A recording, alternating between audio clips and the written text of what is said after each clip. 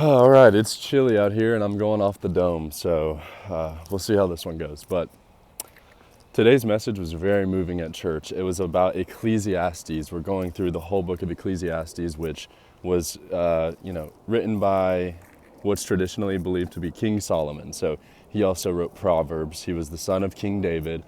And Solomon was basically known to be the wisest, richest man who ever lived. He did all these, massive experiments in life. He did all the girls. He pursued all the money. He did all the wisdom, the knowledge, and he basically took everything to the most extreme level. And Ecclesiastes is him writing and looking back at the end of his life. And that's where it's kind of a famous scripture. Sometimes it's read at funerals, but it's like there's a time to weep, a time to dance, a time to be born, a time to die. It's just that poem of there's a time to reap, a time to sow, etc. And then there's this crazy, amazing verse after that poem, and it's Ecclesiastes 3:11. He has made everything beautiful in its time. And, I'm just outside in the winter, and the message was so moving because God is a God of seasons. And basically the whole premise of the message was you have to accept what season you're in and stop trying to fight it. Like the animals in nature and the trees, they don't resist the seasons changing. They simply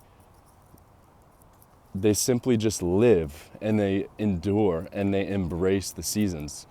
Now, they really don't have an option, which, might play in their benefit because these trees can live to, over 100 years, 200 years. And just think about all the seasons they've seen. They started off as a tiny acorn. They sprouted up out of the ground, just year after year, growing deeper and deeper roots. And over time, they can just grow into this massive creation. And so the point I wanted to make, I was kind of drawing a parallel to the national championship football game tomorrow. You have Indiana versus Miami. So Indiana is on this crazy run this year. And they're kind of the talk of the town because they have no 5-star recruits on their whole team.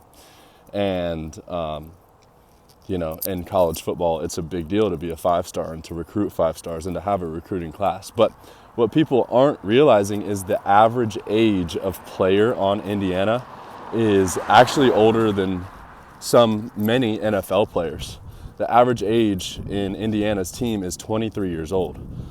And their NFL teams with majority 21, 22-year-olds. So people are saying, they have an unfair advantage, which they do, right? They have had extra years of development and training and strength and coaching and learning the game. And it kind of all tied together in my head because, I'm in a season right now of kind of working a job that I'm very thankful for, but I don't feel like I'm, achieving my purpose. And I've just been trying to fight it and look for that overnight success, that lottery ticket way out. And it's like, bro, if you don't let the season that you're in do the work it's supposed to be done on you and embrace it, then you're going to be underdeveloped for the next season that you're in. So I just wanted to share that message because I think it's super common nowadays for a lot of people to, resist the season they're in. They wish they had gotten rich earlier, or they wish they had done different things. But really all you can do is stop trying to swim upstream. Stop trying to go against this massively powerful, world that God has built. God is a God of process. He could have made the world in 1 day. He made the world in 7 days. 6 days plus 1 day of rest. He could have just marched in and sent Jesus fully grown, but no, he sent him as a baby. Why? Because God is a God of process. And so this is just a reminder, bro, trust the process. And this is a video to myself too.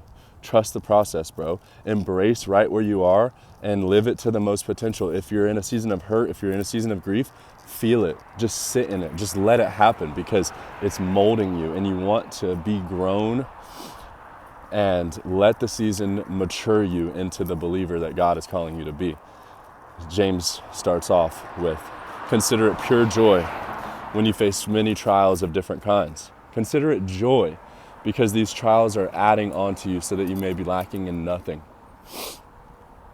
So when you're in a rough season or when you're in a great season, either way, enjoy it.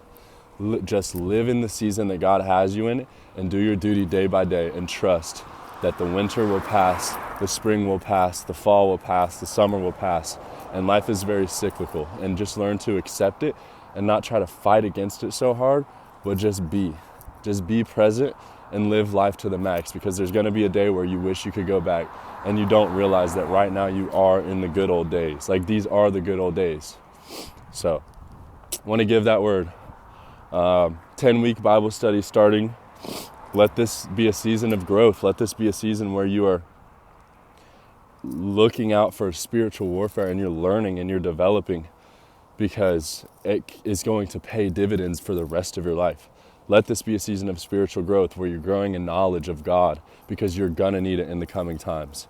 You are going to need to identify the devil and his attacks, because if not, you're going to be unarmed. And there's an enemy, like we talked about, who wants you dead. He wants to destroy you.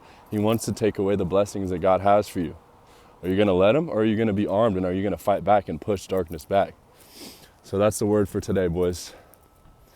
Much love.